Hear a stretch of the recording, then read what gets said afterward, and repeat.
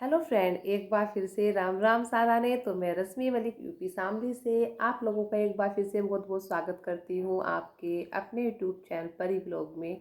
तो कैसे हैं आप सब लोग? आई होप कि आप सब लोग बहुत अच्छे होंगे। तो आज की वीडियो की स्टार्टिंग करते हैं डॉक्टर रेखा चाहर से। तो डॉक्टर रेखा चाहर बहुत ज़्यादा कंट्रोवर्सी में चली थी कुछ टाइम पहले। ठीक है रेखा दी, आप बहुत ज़्यादा कंट्रोवर्सी में चले थे बहुत टाइम पहले, लेकिन अब सब लोग आपको समझ गए हैं।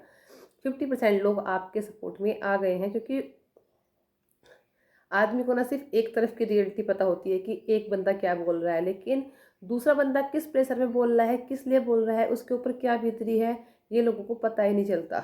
बस लोगों को ये बोला है, ये पता है कि सपना को गलत बोला। हाँ, सपना को कुछ गलत वर्ड निकले थे आपके मुंह से, मैं भी मानती हूँ। जो आपने बोला था कि अपने हस्बैंड को मारा है, वो बहुत गलत वर्ड निकले थे आपके मुंह से।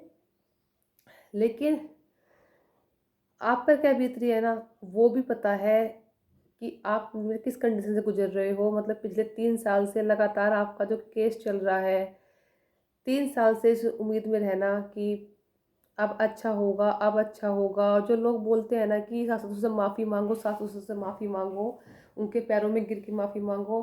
तो मुझे नहीं लगता कि जो इंसान 3 साल से अपने पति के लिए लड़ रहा है कि उसका पति वापस आ जाए, वापस आ जाए, वो उसने माफ़ी नहीं मांगी होगी। ज़रूरी नहीं होती कि हर चीज़ कैमरे पर दिखाई जाए तभी सच होती है कि माफ़ी मांगी है। मुझे पता है आपने कई बार माफ़ी मांगी होगी और आप अब भी कोशिश कर रहे हो अपने घर को बचाने की, लेकिन एक तरफा कोशिश से ना कुछ भी हल नहीं होता है। तो प्रदीप भाई को भी ना कहीं अपना ईगो डाउन करके ना आपके सपोर्ट में आना चाहिए, क्योंकि घर किसका है? आपका और प्रदीप भाई का। ठीक है, क्योंकि आप दोनों को देखो फिर भी बच गया है कि आप दोनों का फिर भी निकल जाएगा। लेकिन जो एक बच्ची है ना कुकू, मुझे उसके बारे में ना बहुत दुख होता है जब मैं उसको सोच देखती हूँ कि बेचारी मतलब एक बाप के होते हुए बिना बाप की ज़िंदगी जी रही है। और कभी पापा सोचते भी नहीं है कि उसके कि मैं उससे बात कर लूँ एक बार, उसे देख लूँ। मतलब जो बाप होते हैं ना, कहते हैं वो अपनी बेटियों से बहुत ज़्यादा प्यार करते हैं। इतना प्यार बेटे से नहीं करते इतना बेटियों से करते हैं।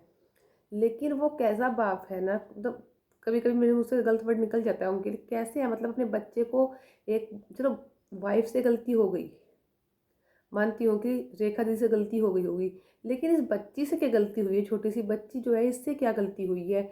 इसे किस चीज़ की सज़ा मिल रही है ना?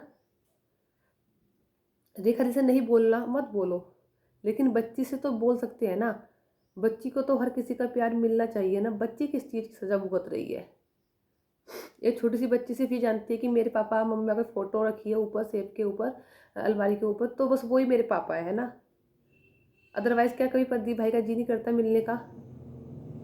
हर हस्बैंड वाइफ में झगड़े होते हैं, हर हस्बैंड वाइफ में झगड़े होते हैं, लेकिन जो घर के बड़े होते हैं ना, जो उनका जो रोल होता है ना, वो सिर्फ यही होना चाहिए कि चलो लड़ाई हो गई सो हो गई। दोनों को बैठकर समझाना चाहिए कि गलती इसकी भी थी, गलती उसकी भी थी। और रेखा दी ये नहीं बोलती हैं कि मेरी गलती नहीं थी, वो बोलती हैं। और रेखा दीदी ने कभी ये नहीं बोला कि उनकी गलती नहीं है। वो हमेशा बोलती हैं कि हम दोनों की ईगो की वजह से ही आज हमारा जो झगड़ा है ना वो डिवोर्स तक पहुंच गया है। और उनका आपस में कोई झगड़ा नहीं है, बस इसके मम्मी पापा ने ऐसे क्यों बोल दिया, मेरे मम्मी पापा को ऐसे क्यों बोल दिया, सिर्फ ये झगड़ा है और कोई झगड़ा नहीं है। ठीक है, लेकिन एक बच्ची के साथ ना बहुत गलत हो रहा है। और हाँ, मैं एक बात भूल गई, मैंने वीडियो किस पर्पज़ से बनाई थी वो तो भूल ही गई।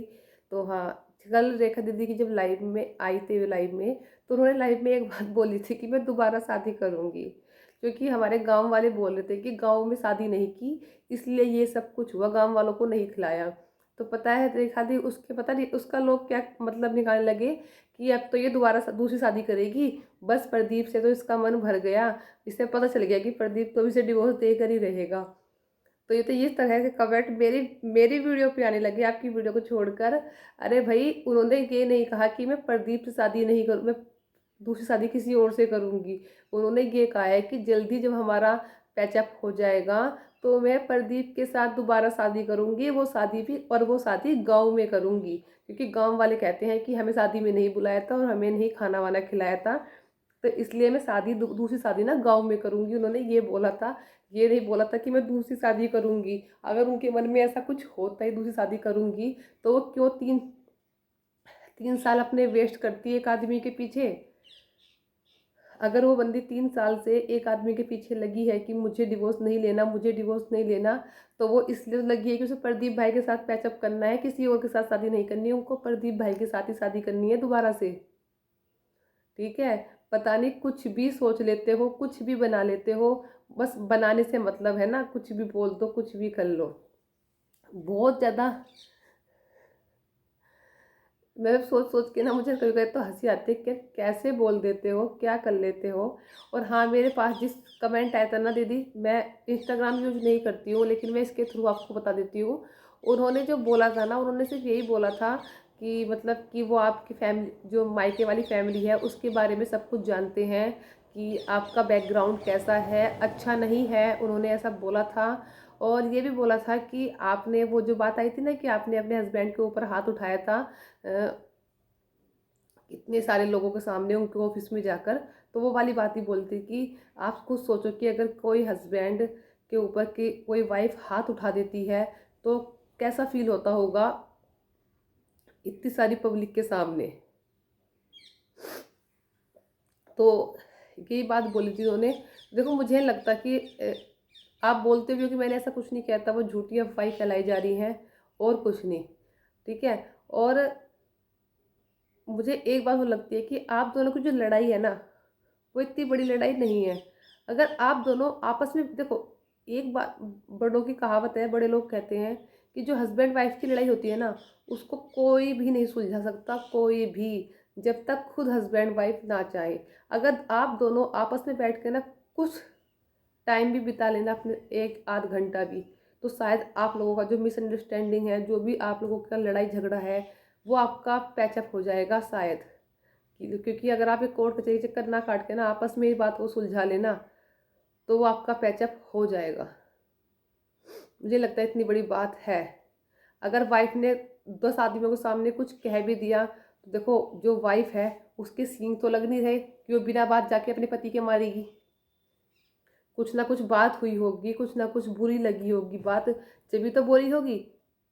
ऐसे थोड़ा ना कि ऐसे जाके 10 आदमी के सामने चिल्ला पड़ी औरत। उसका पति है, उसे ही पता है कि उसका पति है, उसे रेस्पेक्ट कैसे करनी है, कैसे उसकी इज्जत देनी है। लेकिन ये तो सोचा, अगर मैं आपकी बात सच मानूं, आपने ये तो देख लिया कैसे उन्होंने 10 आदमियों के सामने जाके उनको कुछ बोला, लेकिन ये नहीं सोचा कि क्यों बोला। उसके पीछे का रीजन नहीं मालूम करा आपने कि क्यों बोला उनको ऐसा। शायद कुछ ना कुछ इसके पीछे बात होगी, तभी तो बोला। नहीं तो औरत के सीन तो है नहीं कि जाके अपने पति के साथ ठोक दिया उन्होंने। तो इस वीडियो करते हैं यहीं पर एंड, और फिर मिलते हैं आपको अच्छी से नई वीडियो के साथ। तब तक बाय बाय, टेक केयर, अपना ध्यान रखें। तो इस वीडियो करते हैं यहीं पर एंड, और फिर मिलते हैं आपको अच्छी से नई वीडियो की। कोई आ गया है तो इस वीडियो में आगे कंटिन्यू नहीं कर पा रही हूँ। और फिर भी आपसे ये बोलना चाहूँगी कि रेखा दी प्रदीप भाई से ही दूसरी शादी करेंगी, ना कि किसी और से। तो वीडियो उनकी जो लाइव है ना, उसे अच्छे से सुन लेना, उसके बाद फिर कमेंट करना।